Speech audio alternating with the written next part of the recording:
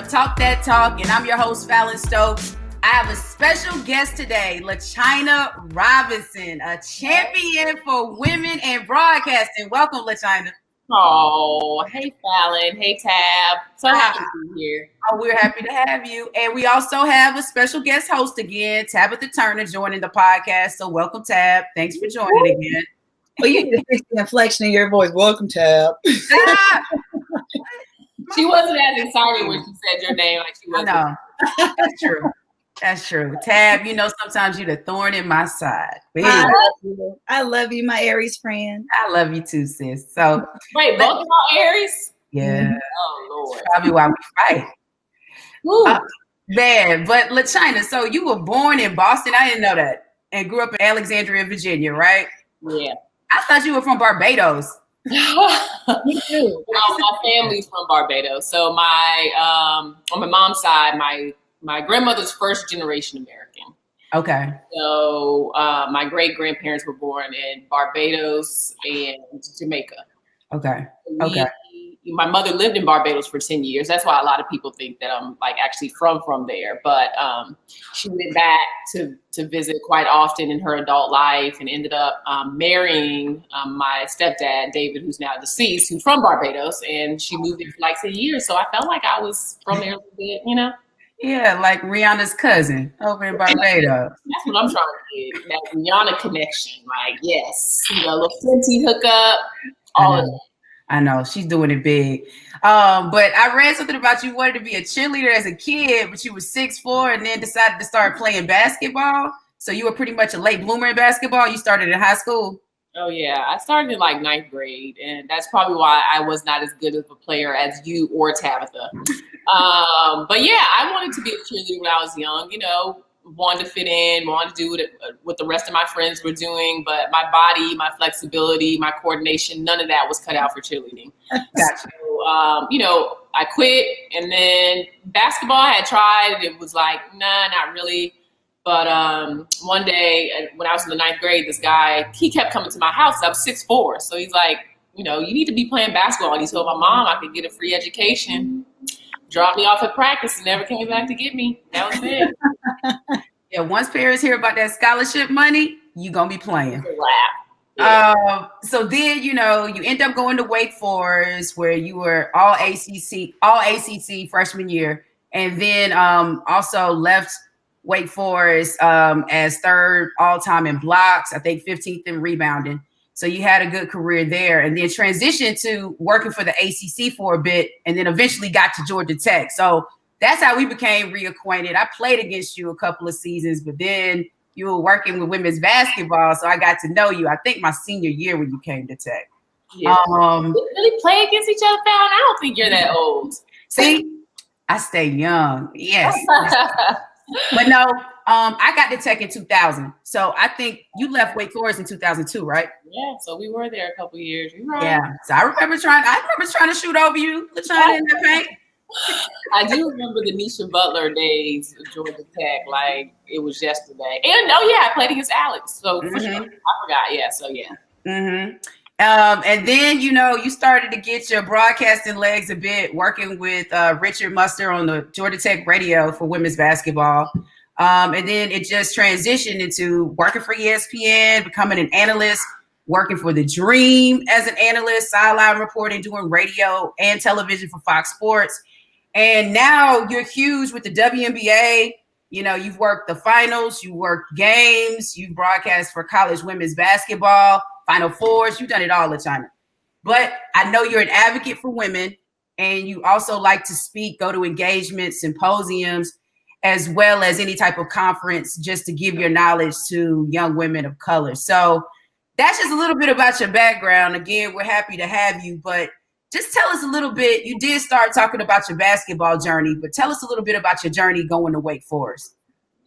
Yeah, so my mom and I were we were very new, obviously, to the college scene as it pertains to student athletes and that whole process of being recruited and everything. Like my mother did graduate from college. She went to GW. And so, you know, she was familiar, obviously huge on education, but you know, I was recruited by a few schools, not very many, because again, I was not very good, but I was tall, which helped. and thought I was going to Clemson, thought I was going to go to FAMU, thought I was going to go to, where else did I go? JMU, and then settled on Wake Forest because it was small in size, great education. I could play in the ACC. I need to be somewhere, where I could kind of be focused. FAMU was not going to keep me focused. So yeah, it was a perfect fit. And obviously it's a tough transition, going to a predominantly white school, socially, financially, so many different ways. So I was challenged like you could never believe, especially coming from, an area that's very diverse. I'm one of 15 children. I was the first child to go to college. And so, it was a difficult adjustment, but it was a life-changing experience. I think at Wake Forest, I realized that I could, fit in with different spaces, communicate with different types of people. Obviously, you learned all the lessons through basketball, discipline, goal setting, all those things. And I never reached my potential on the court, and I had to just come to the realization that I loved to compete, but I did not love basketball, like playing it.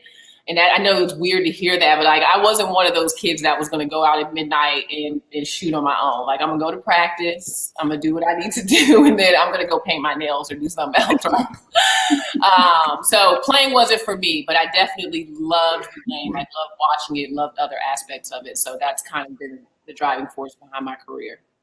LaChina, I wish you would have told me that back in college, because LaChina was my pip, and we'll get into this in a second, but she's one of my mentors. She's one of my mentors at Georgia Tech, and that was one of my things. I never really fully reached my basketball potential on the court in college due to, knee injuries and things like that. But I also wasn't one of those people that were going to go in at midnight and shoot the basketball and be as dedicated, which was on me. But one of the things that I did focus on was my education at Georgia Tech. And I decided to go into engineering, and I bounced back between a few majors, but you majored in sociology. So how did you come to major in sociology, and how does that play into your career now? Yeah, so I kind of came into college thinking I wanted to be Fallon. I was like, oh, I'm going to be a lawyer. I'm going to get a law degree. I'm going to study law. And I was like, all right. Then they told me kind of the course layout and all the reading and writing I was going to have to do. And I was like, so you mean I'm not just going to be arguing in class? Like, never mind that. And then I was like, okay, well, maybe I'll try psychology, because I had watched some shows on TV and I see how people lay on the couch and they tell you their problems. And I've always wanted to help people. So I was like, all right, let's try psychology.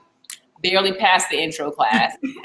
So then it was down to, okay, let's see what kind of courses you're actually interested in. So I started looking at some of the titles, and I ran across one major that had the sociology of sport, death and dying, marriage and the family, social inequality, like all of these like subject matters that hit home with me. And it was a sociology major. No clue what I was going to do with it after, but I figured, listen, anything that I was really seriously considering doing, I was going to have to go to school after undergrad anyway. So I might as well enjoy my undergrad curriculum. And I did that in sociology, but I definitely graduated not knowing what I was about to do. I know how that can feel. Going to Georgia Tech, honestly, I always did know I wanted to be a lawyer. I don't know why, but I knew because lawyers made a lot of money at the time when I was younger. And I just thought that was a good job. Sticking with it, because even after you saw, I mean, both of y'all, first of all, like the brilliance of an engineer and right. a lawyer, like that's just incredible. Like what you guys have done and how you stuck with your discipline. Like Tab knew what she wanted to do. You knew what you wanted to do. I thought I knew, but once I found out all the work that y'all were gonna have to do, I was like, I'm out. So, that's awesome what both of you have done. Yeah, I'll say that. Hooping at Tech and an engineering degree, Tab, that's a tough one. But I know this is a question that Tab, she wants to piggyback on too. So she did mention that she was your pip when you were at Tech. So just talk about a little bit like what that entailed. How did that affect you in just helping the young women transitioning from high school, coming to college, and going through the ups and downs of college athletics? Just talk about that a little bit. Yeah, so my thought was when I graduated, I just wanted to stay close to the sport of basketball. That's all I knew. I wanted to stay close to basketball, and administration looked like my first open door. I had gotten an internship at the ACC, worked with some different schools in the conference, met Mary McElroy, and after my internship was up here. Yeah, shout out to Mary, who's now at the ACC. But Mary hired me to be the administrative assistant for recruiting for, Michelle Joseph, who was actually in her first year at that time at Georgia Tech. So, I was going to stay around the game of basketball, but once I got around you guys, like, I realized my purpose was much bigger than just the game. Like, here I was surrounded by these young women who were going through the college experience, many of them leaving home for the first time.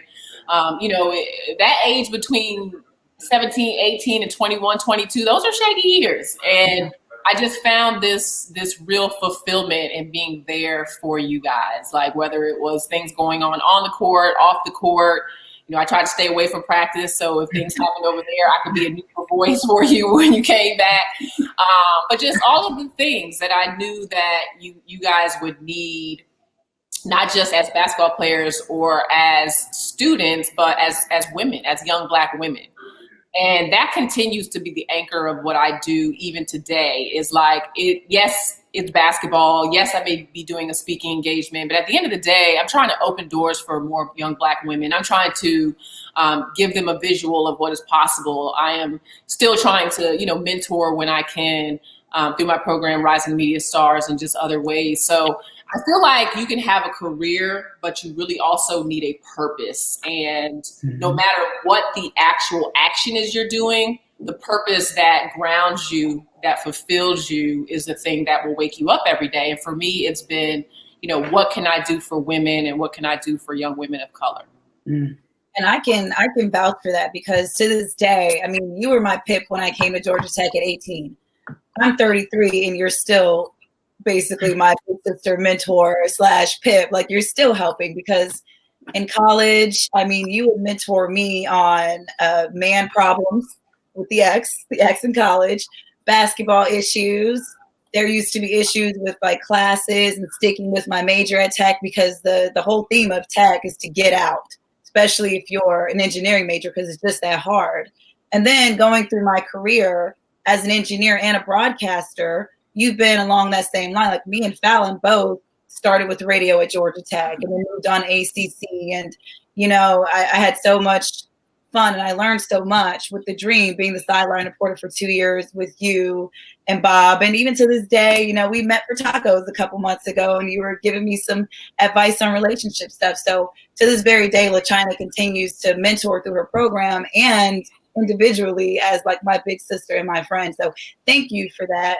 You have no idea what it means, but I just wanted to slip that in there. Oh, thanks, Tab. Well, to be honest with you, that's the most important work that I do, right? Like, my hope is that whatever we all go through as individuals, that we can use to reach back and help someone else. Like, everything you've been through, I've been through something similar to some degree. You know what I mean? So when you reach those moments, and I've been at those points in my life where I didn't know what to do, or thought I was at my breaking point, or I was depressed, or, had a career situation happening. And there's nothing like sitting down with someone who genuinely cares and can say, listen, you're going to make it through this, because I've definitely needed that. So, it's like seeing you grow, Tab, and just being able to be a very close part of your journey is honestly one of the best parts of my career, if you say.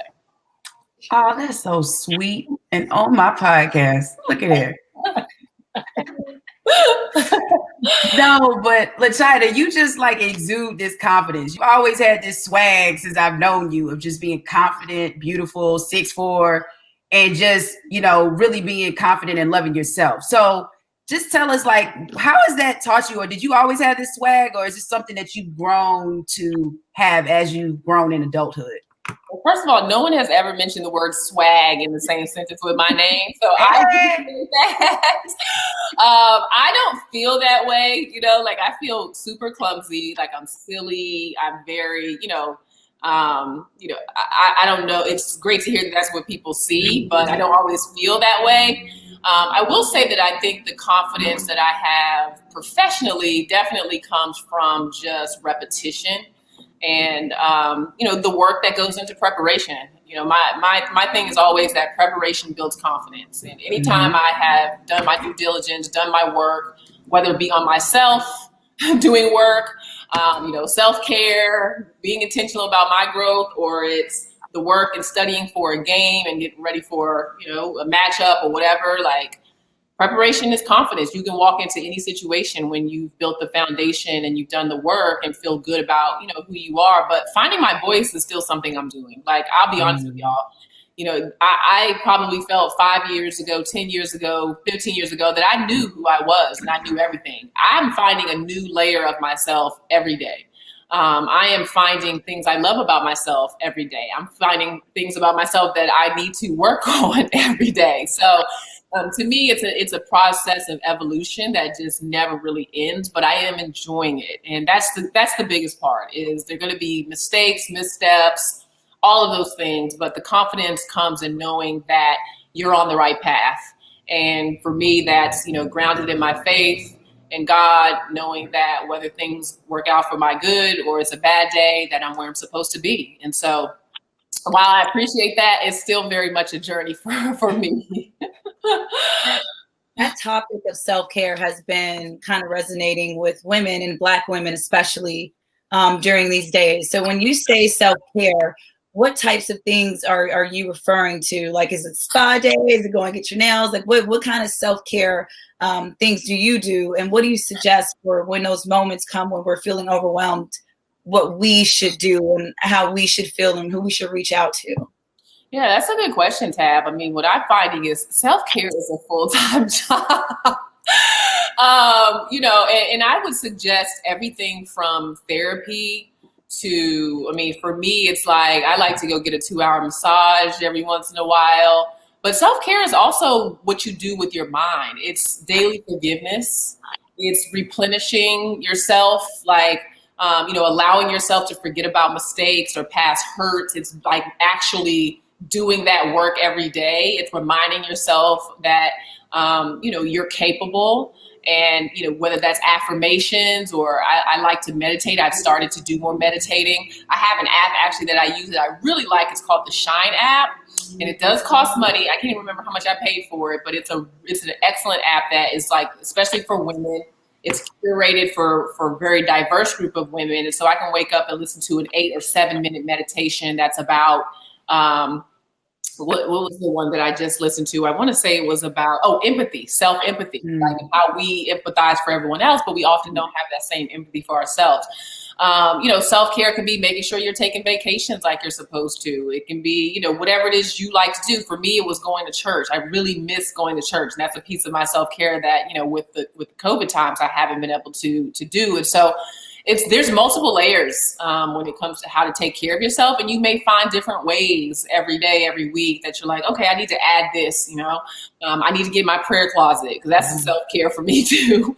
And it's also setting boundaries is a form of self-care, saying no, making sure you're keeping healthy relationships around you. So it's multi-layered. And I guess my advice would just be, don't be afraid to try new forms of self-care, but definitely making sure that every day you're working on it, because you wake up one day and it can smack you in the face and you'll be in a hole that you can't get out of. And I've been there.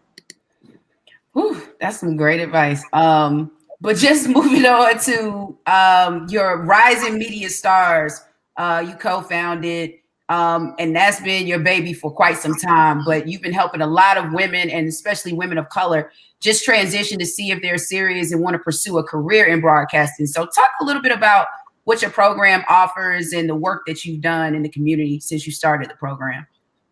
Yeah, Rising Media Stars really just started out of a need and a conversation. So my co-founder, Kevin Nixon, is a guy who works in production. He's an awesome guy. He has his own production company, does film editing. And I would say pretty much since the day I started with The Dream in 2008, which was my first major opportunity that wasn't radio, right? So I started on radio with Richard, and then in 2008, I got the Dream opportunity. Started on radio, but then next year went to TV. But when I first started, I started getting emails immediately from young women saying, hey, I want to do what you're doing. Can I pick your brain sometime? Can I shadow you? Can we have coffee? And so I would just, one at a time, like, sure, come, let's go, come shadow, come do this.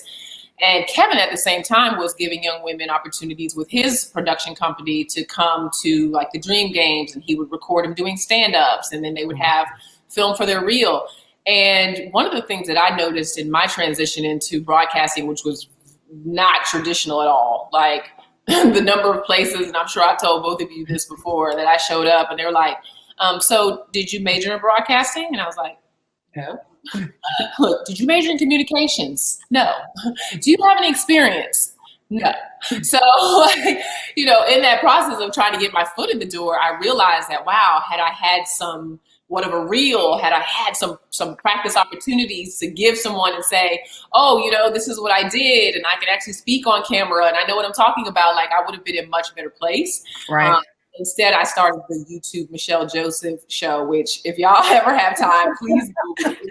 Let me write that down. You go to YouTube, just Google Michelle Joseph show, and y'all will see me looking real crazy. But anyway, so I created Rising Media Stars, or we created Rising Media Stars to give young women that gap experience. Like, okay, we partnered with the Atlanta Falcons, the Hawks, United and the Dream, and these young women actually get to go to the games and act as a sideline reporter. Like, they get to do stand-ups, they get to do interviews. And so this is like, not only can they use this on their reel, but I'm also there giving them one-on-one feedback. And whether that's, okay, get your inflection up, or your tone, or, you know, you're bobbing your head to the side, or you need to give me more substance about the game, or you're using too many stats, like trying to use my experience to help them figure out, you know, how it all works. So that's the major part of the program. We also do some in-classroom sessions where we talk about how to ask questions and how should you dress and, you know, all those things. And so really it's just a family community that you can lean on.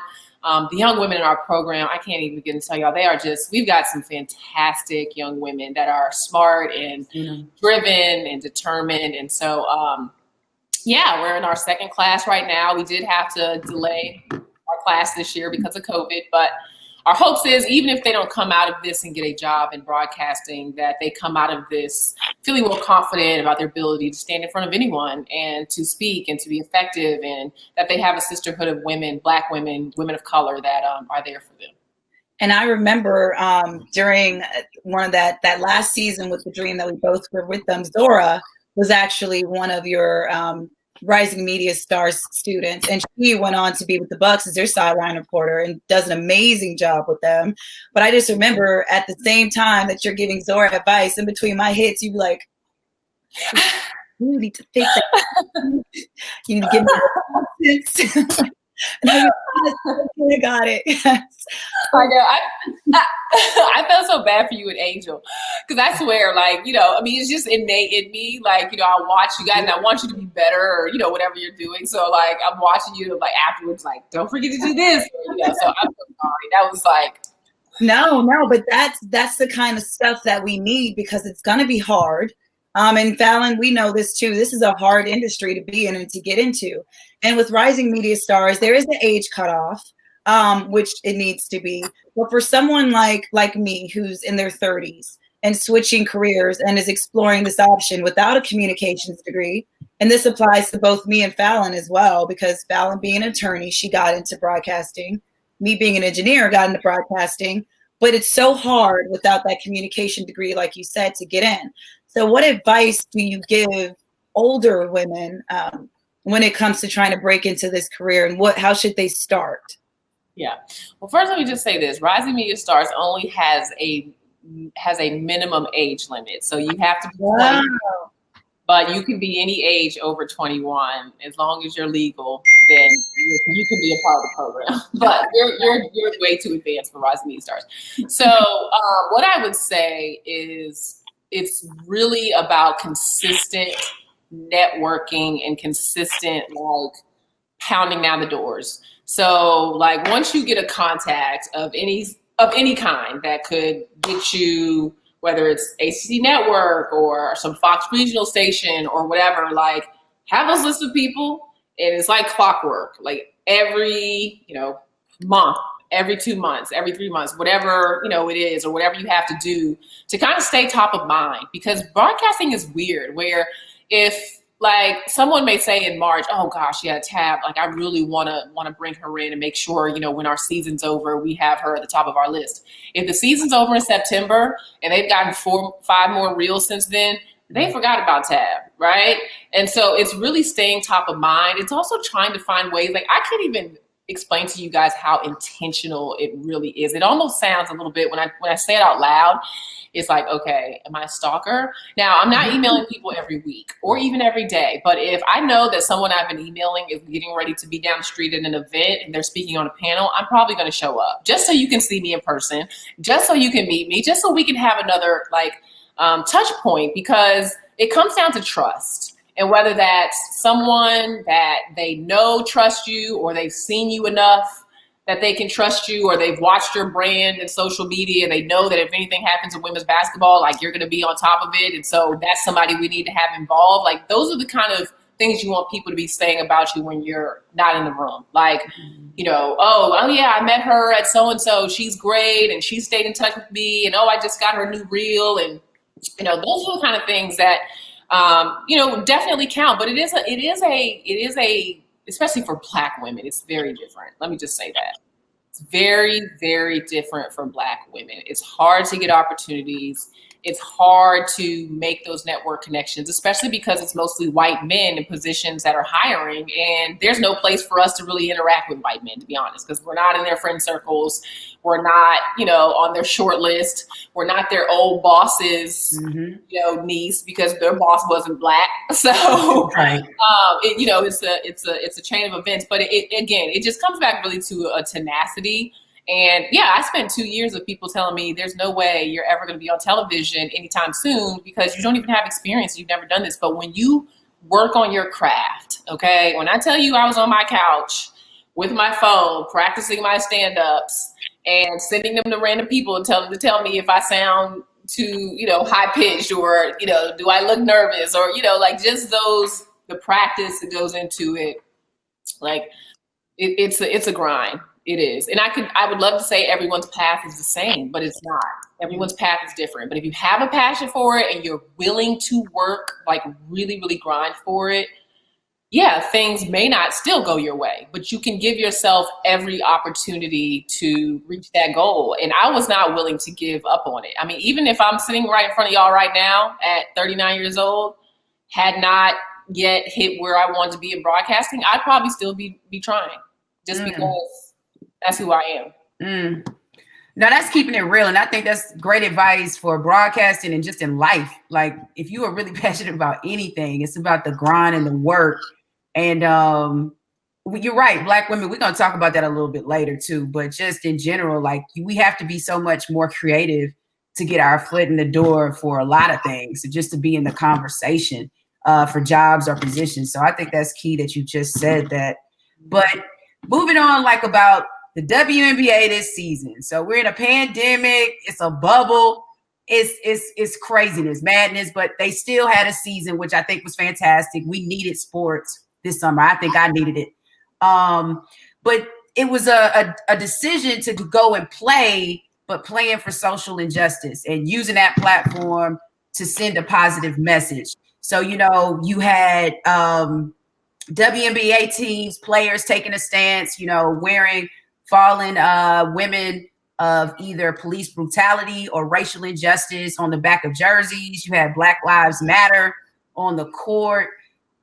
Just talk about a little bit of how impactful that was for this season, and then having to play a season in a bubble at IMG down in Florida. Yeah, I mean, first of all, just major props to the WNBA, to the Players Association for even having a season. I was one in the beginning who was like, I'm not sure if this should happen, because I was concerned about health. I was concerned about what was happening in our country.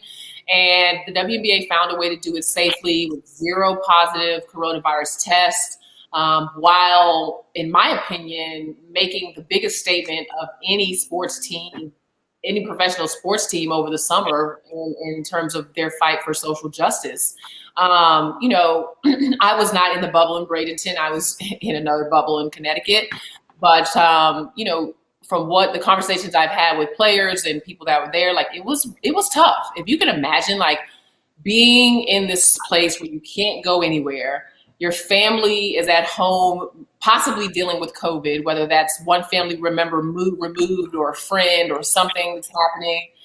The fear that just took over our nation around this pandemic. And then we had the racial pandemic that was taking place at the same time. And whether it was Jacob Blake's shooting or Breonna Taylor, just feeling like there's nothing you can physically do, not even wrap your arms around your father or your sister or your brother to say everything's okay. And so I don't know how mentally the players and everyone survived that time, because I was challenged and I was not even there. So just, major shout out for what they did and getting everything done. But Fallon, to me, the WNBA is 80% Black women. And if anyone was most affected by everything that happened, and it has happened really in 2020, it's been the Black woman. Going back to, when the pandemic started, it was like, okay, Black people are most vulnerable to this disease, and we're the ones that don't have the proper health care. And, the mothers and the sisters were often the caretakers for family members who may fall ill. And then on the racial side of things, there's not a better voice for social justice than the Black woman, because we're disrespected, we're forgotten, we are voiceless, we are paid less, we are valued less. Like, at every level, we are considered less in this country. And so it is nothing for the police to storm in and kill Breonna Taylor, and no one's organizing for us. No one's protesting for us. And the WNBA was honestly one of the first groups to be like, no, like Breonna Taylor, yes, we are glad that, things started moving for George Floyd, but Breonna Taylor still needs justice, and we're not even talking about her. Like, we don't get to talk about her. So I was just impressed by the education of these women. Like, a lot of people don't even know that they were meeting with the families of victims. Like, they met with Michelle Cusseau's mom and, Breonna Taylor's mother, and they were meeting with Stacey Abrams and elected officials outside the bubble. Like, they were doing the work. Like, they know their stuff.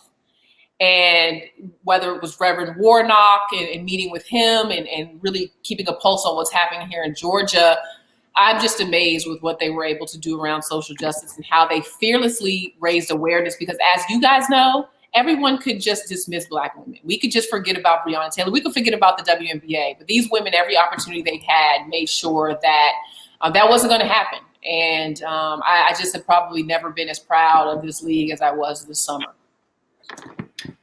And Fallon, she brought up the whole Reverend Warnock, and how that played a role in the WNBA. And going back to the Atlanta Dream, Kelly Loeffler, one of the co-owners of the Atlanta Dream, she used to employ both of us. I really just want to know your feelings on the entire situation, because just a little bit of background, Kelly Loeffler, senator for Georgia, she's a Republican, Trump supporter, and she really didn't believe in the Black Lives Matter movement. She still doesn't, but she's a co-owner of a WNBA team who's predominantly Black here in Atlanta.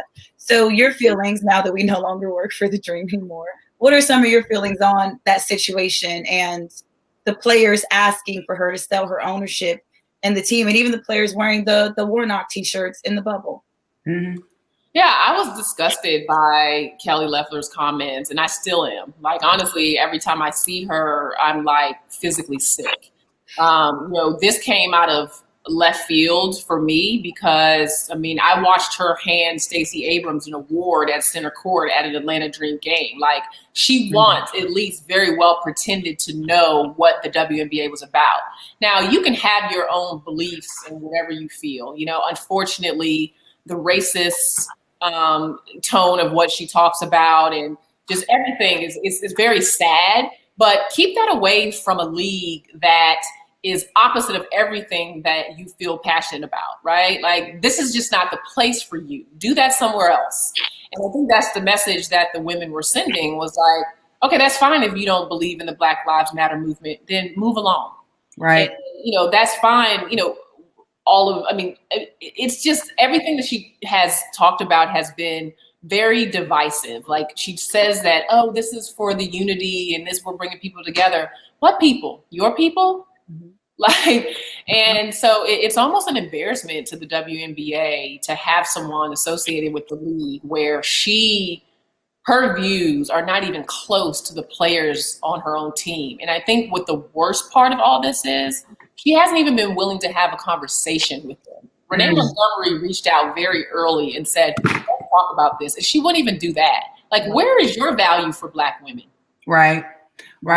And Renee Montgomery, she was on the podcast and she spoke a little bit about that whole, transition and how she did reach out. She penned an open letter about it. And I'll applaud Renee. She was one of the players that opted out, decided not to play this season, but has been huge just with her initiatives, like Remember the 3rd of November initiative and More Than a Vote, teaming up with LeBron James and other athletes just to express the importance of voting, because Kelly Loeffler is a conservative, a Trump supporter, and is divisive. And it was just, interesting that she said the Black Lives Matter logo on the court, it made the WNBA look divisive and not united, which was crazy to me. But I just applaud what the league did, because if anything, the WNBA has always been about supporting any group that is not treated right in this country. They're 100% down. That's what's amazing compared to any other professional sport. They were all in on this one. And I think that's what made their message so powerful during this movement and during this pandemic. So they're all marginalized. Yes. They're Black, they're women, many of them identify as LGBTQ plus, right. There's so many layers of how these women are marginalized, so they know how it feels to be left out and forgotten. And it's dope what they've done. Yeah. Well, moving on to, we were talking about COVID-19 and the pandemic. We talked about the WNBA, the NBA bubble, no positive test as well. So it seems like the NBA and the WNBA are the blueprint for how you need to have sports during a pandemic. So I applaud that. But moving, you also do broadcast analyst work for college women's basketball. Mm-hmm. So how do you think college basketball is going to handle it? We see what's been going on with football. Florida just had 19 players test positive this past week. 10 more had contact tracing. So that's 29 players out this week with the game against LSU that I think was postponed. So just tell us, do you think women's basketball or basketball in general for college is going to happen this season? That's a good question, Fallon. And honestly, I don't know. I think we're learning something different about COVID-19 by the day in terms of how it's going to ebb and flow. And right now, our country is experiencing a rise in cases. Mm-hmm. And, so if you had asked me this way back when, it looked like we were on the down tilt, I would have said, I feel pretty confident, especially with the bubble model. And I don't know what the NCAA, I'm sure they're considering a bubble with the success of the WNBA and the NBA. I don't know how they're going to pull it off. I've heard that not only obviously are they starting November 25th, which is a little bit later, but some schools have considered just no non-conference games at all, waiting till like January to start. I've heard some schools talking about doing small bubbles within a conference. For example, say ACC possibly, and this is not official from them, but having a bubble in North Carolina. I think the bubble system is the only way it's going to work, to be quite honest. I just don't know what that should look like. And my hope is just that, these student athletes are put first. Every day we're hearing about someone who had COVID that's now experiencing some crazy symptom. Yesterday I heard of someone who's now like partially paralyzed, and people whose lung function has decreased, or someone who's experiencing heart issues after COVID. I mean, there are athletes that are having coming up with these heart conditions after, healing from COVID-19. So what are we doing? Especially when these student athletes are exactly that. They're student athletes. So it's a mess. Piggybacking off of that, I think that one good thing that could possibly come out of this is that the NCAA will have no choice but to become unified.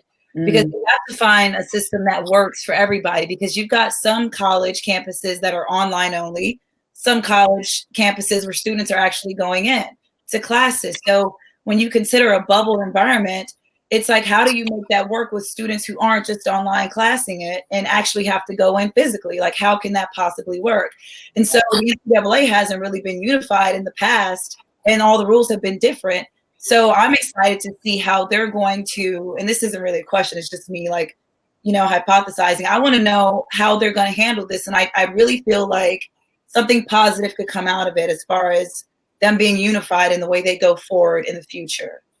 Yeah, because Tab, to your point, I mean, resources aren't equal. No. You know, I've heard stories of HBCUs that have to cancel their non-conference games with Power 5 schools because they don't have the money for testing. And there is a lot of these schools have developed this protocol or this standard that if we're going to play you, has to be your test schedule leading up to. And some of these schools can't afford it. And that's where they get their money too, playing those Power 5 schools. So. Right, those guarantees. So it's really I don't know how they're going to do it, but you know, I do hope that whatever the student athletes want to happen eventually gets to happen. But in some cases, actually, let me just say, I believe that the health officials should have the final say. Mm.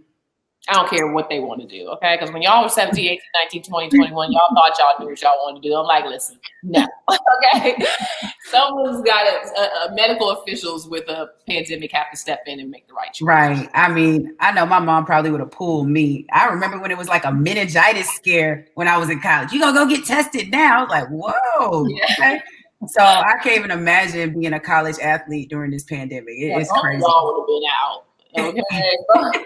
No, Cora would have said, stay there. Wayne, all of y'all would have been out. So.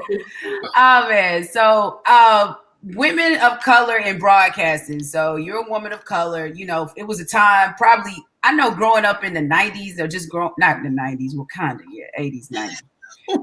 I forget how old I am sometimes, but you know, just growing up in Atlanta, let me say that. I remember hearing Robin Roberts on V103, then you used to see her on 11 Alive, then next thing you know, she's with ESPN. You're like, where did this even transition? But she was one of the focal points of watching football. You know, you would see Pam Oliver on the sideline or Lisa Salters with the NBA or other sports.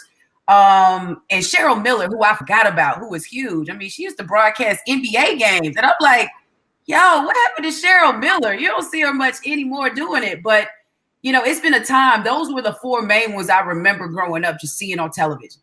And now you have the likes of Maria Taylor, you know, Kara Lawson before she took the Duke job recently. Jamel Hill, Carrie Champion, Taylor Rooks, Sage Steele, just to name a few, and yourself. So, you know, tell us about this transition and how, you know, more women of color are now you're seeing them in broadcasting. They're getting opportunities. Yeah, I mean, I think it's a number of things. I think there are more Black men and women in decision-making positions than there were 15, 20 years ago. So that has helped. We still are nowhere near where we need to be. But I think that's been something that's helped. I also think the athlete relationships with a lot of Black women has been a trend that has really, to me, taken off, especially when you think about someone like Taylor Rooks, for example, who can get an interview with just about anyone.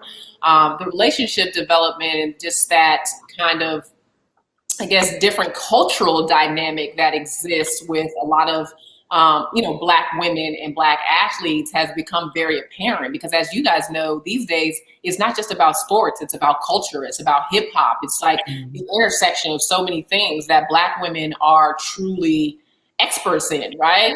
This is not something we have to study. This is who we are.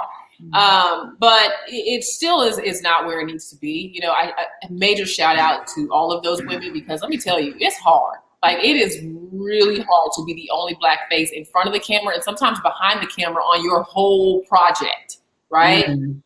And that's why I think you see women like Jamel Hill and Carrie taking control of, you know, their own brand and creating their own product. And that's another piece of advice that I would give. You know, like we've talked about, you know, what should you do if you're late in your career, you're trying to get in broadcasting. Like, start creating your own stuff like this. Like, this is great. Like, this is awesome. Like, allow people to become a fan of you and your work and what you do and what you're passionate about. Allow people to get to know you.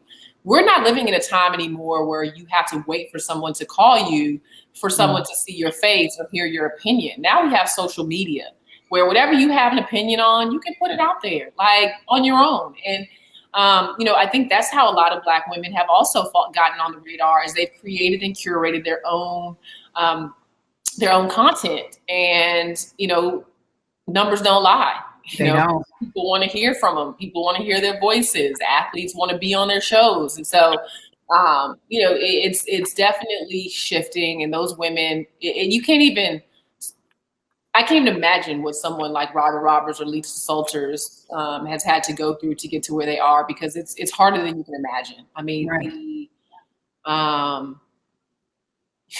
the racial undertones and just, it's a lot.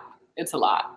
And LaChina, that was my next question to you, was how do you navigate in a situation like this? So, and this is part of the question where I'm asking for advice, but I'm also asking for advice for me as well as the audience. When it comes to creating your own content, how do you manage to stay focused and focus on your brand and not get distracted? But for somebody like me who likes to do different things, like I like to build stuff, I love animals, I love sports, how do you go about navigating that path of putting out the content that you want, but still streamlining it so that it has a purpose and a focus, like staying on track? And I'll give you an example, like for right now with broadcasting and sports, of course I love sports, I want to stay with it. But I'm also an engineer and I want to start my own construction company and building things. So how can those two things navigate? This is something that I'm processing constantly. But for someone like me, how do you manage to keep that focus and make sure you stay on track?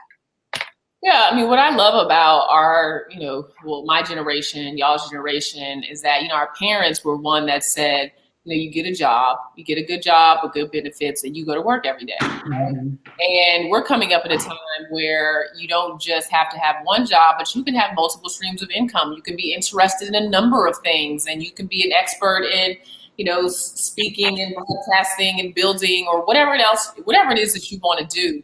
But in terms of how to execute it, I do think it's important to become an expert at one thing. Like whatever that one thing is, become an expert at that one thing, because what that does is it anchors your finances. It then is one place that you can always come to, fall back on, something that, you kind of can build your brand around. And to me, all other opportunities come. So I'll give you an example, like Fallon mentioned, I love speaking, and, there's a lot of other work that I love to do, whether that's, keynotes or panels or whatever, but it started with becoming an expert in broadcasting and really anchoring myself in that one space, because I do believe in the, jack of all trades, master of none, but I believe you just have to be a master of one.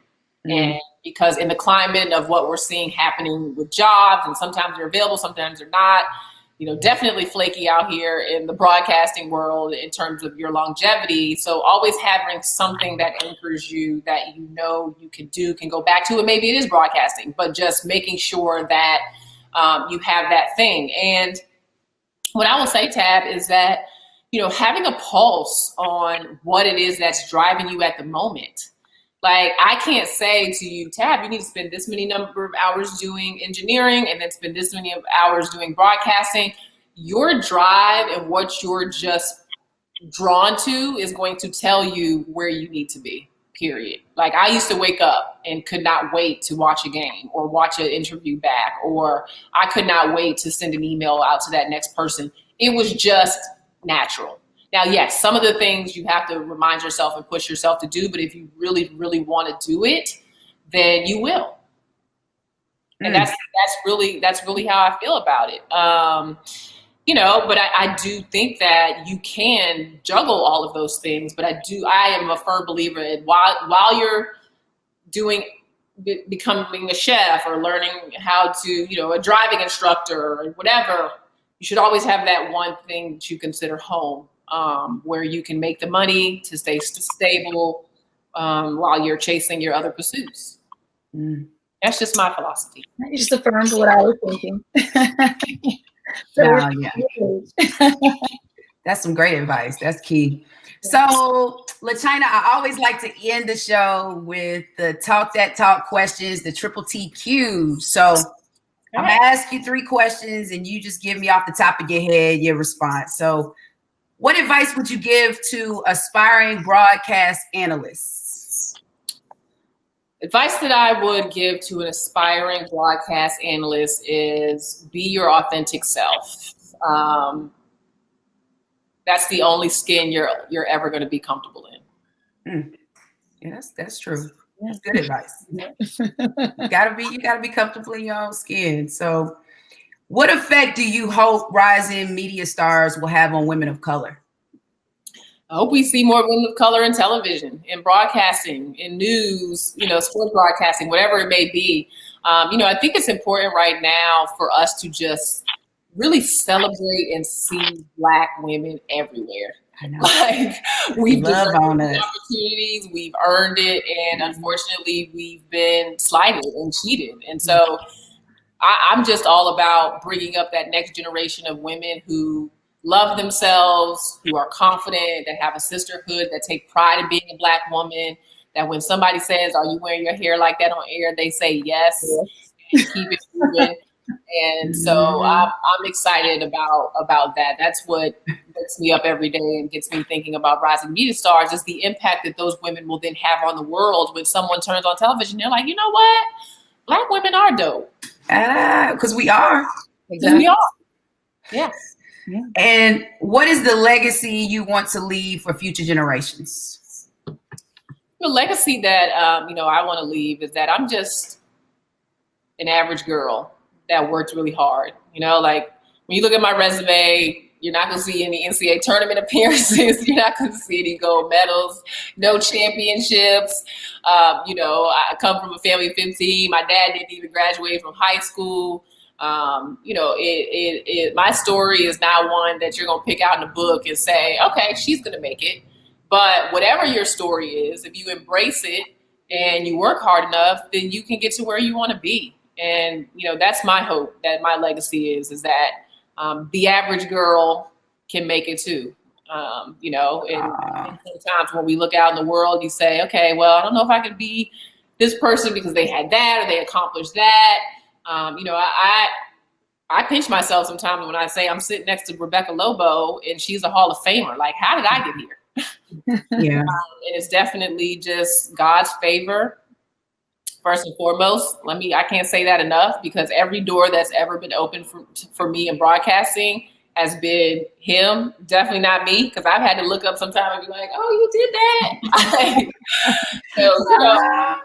I just hope that my legacy is of someone of faith who is just an everyday girl that worked hard.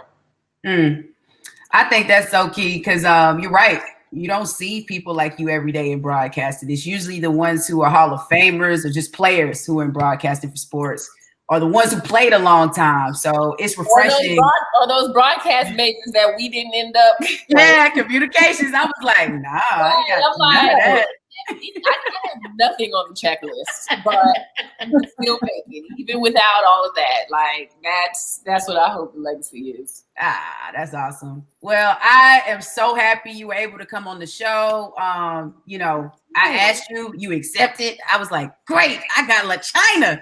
Of course. Yeah, I was trying to save you for a special day, LaChina. But I'm so happy you could join us, and it was great to reminisce and just talk about some things and catch up. But we always are. I always love having you or talking with you. You always give some fantastic advice, and you've been a big sister to me too, just since Ben Hill days. You probably forgot about that. I was gonna say, I thought you used to get on me. You were gonna bring up Ben Hill. I should have bought a little team picture on here so everyone could see it. But man, I will tell this story. But LaChina Robinson was like Coach Robinson. And me and Alex Stewart, we were still kind of young, maybe 22, 23, but LaChina's only a year older, so it's not like she was old. And she's like, we gonna get the team together. We gotta win Ben Hill League. And I'm like, man, okay, I'll play in this little league. So, but it was always the best league to play in. You would have women who played overseas, played in WNBA. They would come hoop. Yeah. So we had this team. And I remember one year we lost, and I couldn't believe we lost. They cheated us. The refs were always horrible. But LaChina's like, we're going to come back this last year and get this championship. And she was on this tab. We had practice. We're like, practice? I'm just going to go in there and just shoot. You know what I'm saying? I'm going to score. That's all I know how to do. But we won that championship thanks to LaChina's guidance. We finally got that trophy for Ben Hill League. Listen, one thing about me is I am super competitive. Like, period. Like, whatever I'm doing, I definitely want to win. But Fallon, shout out to you, because Danielle was really a huge pickup for us. My cousin. We needed her. Danielle, wherever you are, Fallon's cousin, like, Don't sleep on that acquisition either. That definitely helped to put us over the top. But those were the days. If they would have never stole my car from Ben Hill, I would probably still be playing in the league. So you got your car stolen? Ben Hill. They took my and get in the car, stole it. I had laundry in there. It was bad. Don't you talk about Ben Hill League like that? I was just playing. No, but yeah, it's not the safest. But it's fun. But it's fun. That league was fantastic. I don't know if it's still going to South Carolina. I saw that. I remember Sherry. I saw that on IG, and I was like, I don't know this person. Sherry, you got a baby going to college? Oh, that's crazy. And she's good. Anaya, yeah, she's one of the top recruits. Like, legit.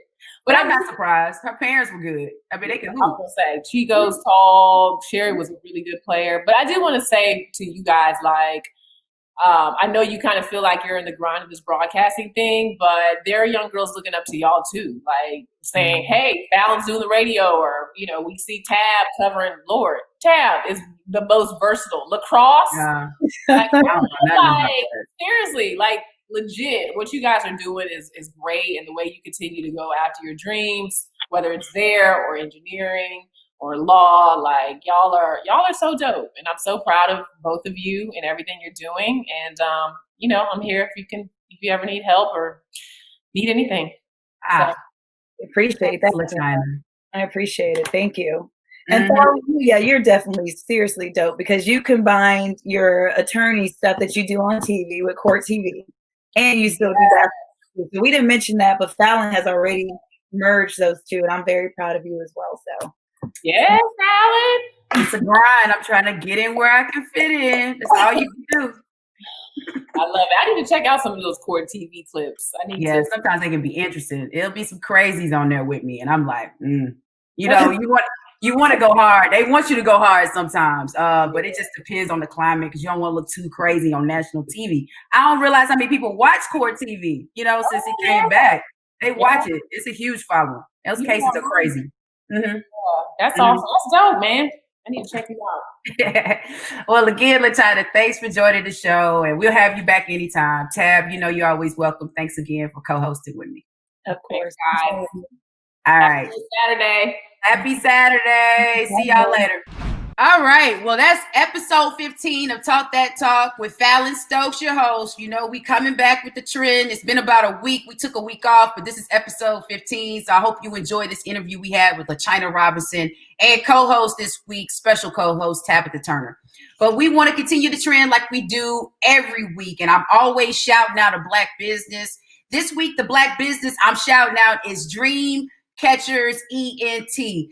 It's a duo with Sabrina and Gary. They're photographers. They specialize in photography, and you need to check them out. If you need to get your holiday photographs, you want to get some cool headshots, or if you even want to get some candids to put on Instagram or just put on Facebook, or just to have, period. It's always great to have a great photograph if you need to send out so someone can see how you're looking. But this duo, they did a great job. I had a photo shoot this past week where they did some candid, some headshots, and some shots that I'll be putting out for the podcast and just for myself in general. But if you want to see the great work that Sabrina and Gary are doing, go check them out on IG. Their handle is simply Dream Catchers ENT. Dream spelled DREAM, Catchers CATCHERS ENT. And if you want to go to their website, it's dreamcatchersent.com. So go check out this duo, see the work they're doing, and that is the Black business shout out for the week. Want to end the show just saying we appreciate LaChina Robinson joining the show this week, as well as Tabitha Turner with the co-host. Great information, gave broadcast analysts, women in general, women of color. That is a woman that you need to see, watch out for, and just listen in the future. She's a great mentor to a lot of young women, Black women in the community, and we appreciate LaChina Robinson for the work that she's doing. But we're going to continue the trend, continue with the podcast. We'll have a great episode for episode 16. So see you next week. Take care.